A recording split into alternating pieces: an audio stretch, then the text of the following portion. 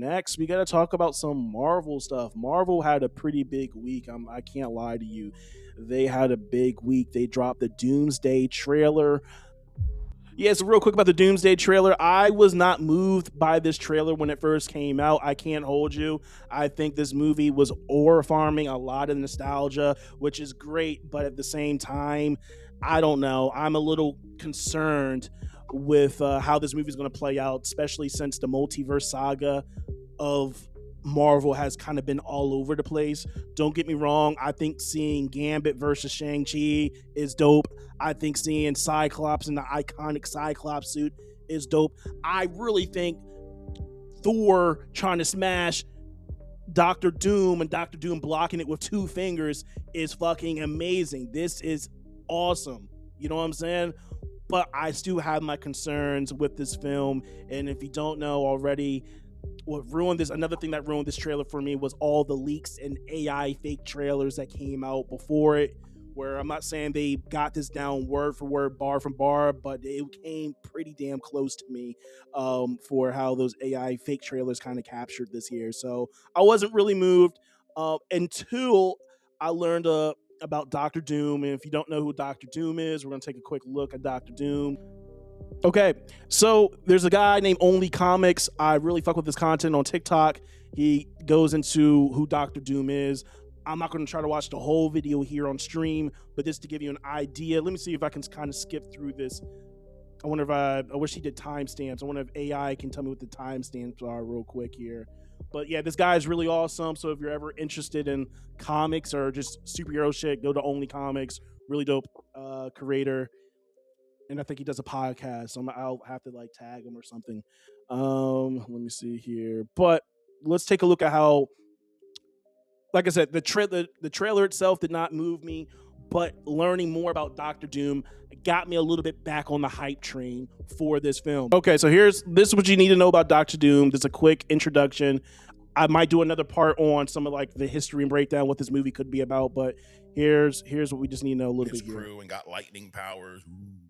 He's not a walking taser. No, he is not a Tony Stark variant in any comic. Read a comic. He is an absolute genius. He's created tech that rivals both Tony Stark and Reed Richards. I think that's scary enough.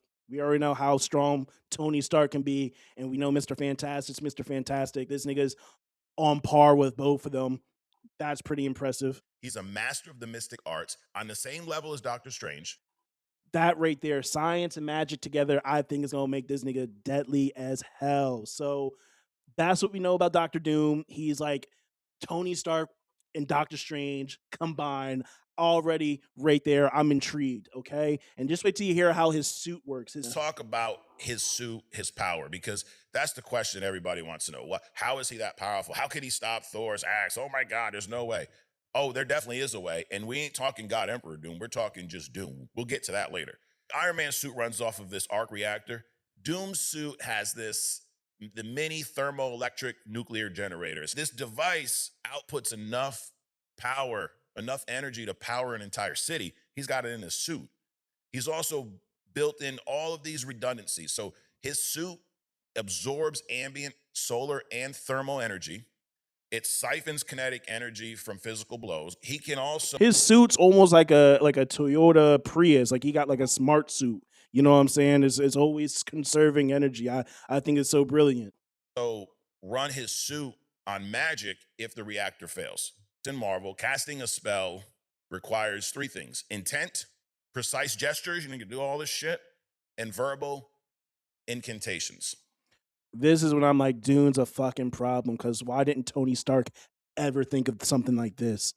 All right, Doctor Strange, he got to do the hand signs like on some Naruto shit. You know what I'm saying? Some of the shadow clones. Dune took it a step further. I fuck the hand signs. This is what he about to say. Doom realized that a computer can do two of those tasks flawlessly in the fraction of a second. So he spends years translating these ancient magic spells, these all these runic sequences. He turns it into binary code and algorithms. He loads this data into the armor's onboard computer. It's like those of you that are streamers or you create content, it's like having a stream deck. He can trigger a command in the heads up display with an eye blink, a voice command, the suit's internal speak. Doctor Doom is a problem. He's a problem. He's a problem. Now he's not going to mention this here when he kind of does, but I took it a step further after this. I wanted to see like, well, Lee, what's Doctor Doom's weakness?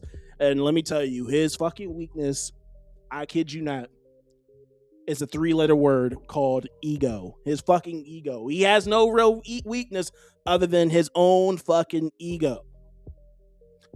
Doom's a problem. I can't wait to see Doomsday just off of that alone. Trailer, I hope the second trailer moves me a little bit more. I want to have faith in this film. The only thing I have faith in is that Doctor Doom's going to kick some ass. That's about it. But that's not the only thing that happened with Marvel this weekend. It was Comic-Con. A lot of breaking news happened during Comic-Con. And actually, there's three things I want to talk about with Comic-Con. And we'll actually start with the first one. Kevin Feige, he's like I think he's the CEO of Marvel. You know, he's the CEO of Marvel. And Kevin Feige addresses fans saying that Doctor Doom has no buildup compared to Thanos.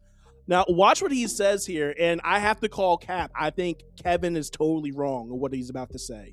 But I will say, I do think, I was just saying to somebody else, that the Thanos buildup has built up in people's heads over the years. I have to admit he sat on a chair at the end. I know. He pulled the gauntlet out and said, "I'll do it myself." Yep. And he yelled at Ronan on a video screen briefly. Sure did. And that was kind of it. And I remember the memes making fun of Thanos for just sitting in a chair, and all he does is sit on a chair. And Okay, so my issue with this is like that's false.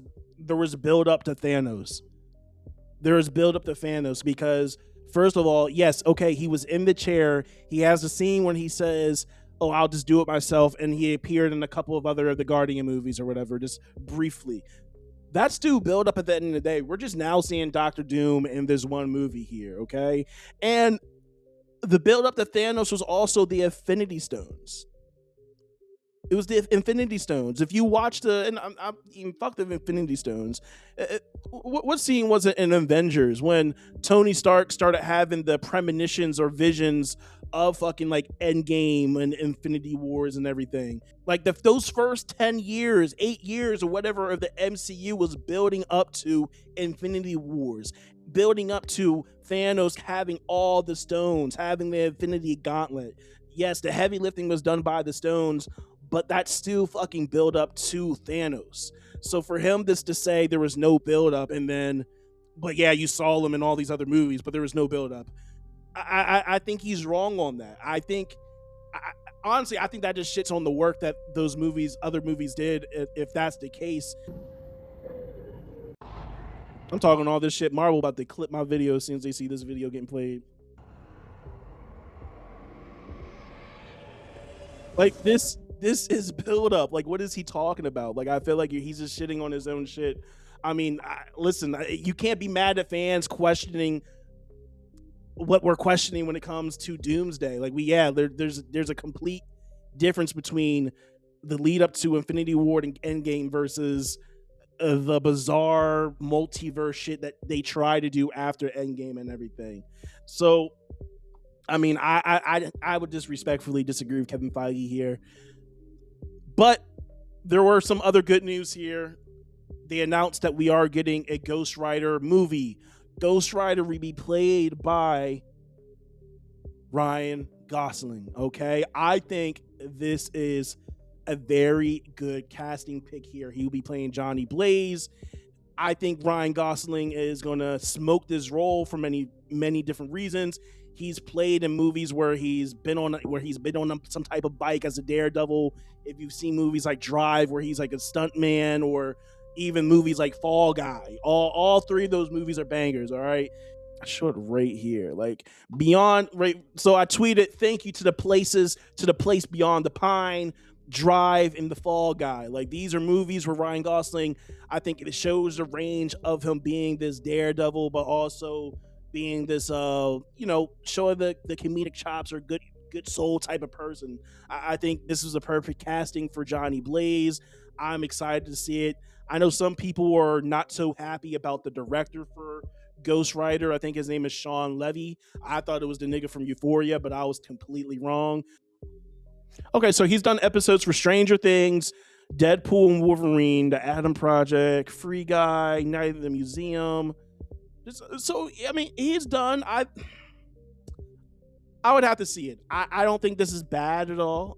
I think Deadpool and Wolverine. I actually enjoyed that movie, so I'm gonna definitely. I don't see what the big deal is. I think Ghost Rider, Ryan Gosling's gonna carry a lot of the load for that movie here. So shout out to that. I think it's good casting. And lastly, Ryan Coogler. He got on stage. He announced that Black Panther 3 will be coming out 2028, December 15th, 2028. He's filming this movie all on film. It's not going to be filmed digital, so it's probably most likely this movie's going to be filmed in IMAX. I'm excited.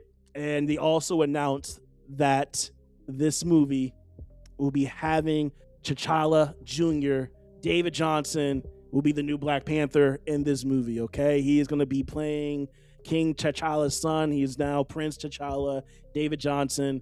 I think this is a very, very great casting from, I can't even give Marvel credit. This is a great casting from Ryan Coogler. You watch David Johnson, if you don't know, he's been in shows or in movies like The Industry, or let's just go to his filmography real quick here. He's been in things like, let's see here, Industry. He's been in things like Alien Romulus. He's been in Wasteman, The Long Walk. Now, I've only seen him in Alien Romulus and The Long Walk, but that's what I think Ryan Coogler saw him in. He saw him in The Long Walk and just had to, and reached out to him and like, hey, be part of this movie. I don't even think he had to audition for this role. And once again, I think this is a great casting because he has this like Chadwick Boseman type of charisma to him, especially if you've seen movies, especially if you've seen The Long Walk. If you watch The Long Walk, I promise you will see why he was casted. And I mean, look at him. He kind of looks like the nigga too. He looks like Chadwick Boseman. It's a good casting, father and son casting right here. Okay, that's another thing. Okay, well, listen. I think, like I said, some great casting was done by Marvel this weekend with the casting of Ryan Gosling, with the casting of Ryan Gosling as Johnny Blaze, and then David Johnson being the new Black Panther, being T'Challa Jr., the Prince T'Challa. So overall, I think it was a W week for Marvel in general, with, you know, dropping, whether you like the trailer or not, dropping the Doomsday trailer and having a successful weekend with Comic-Con.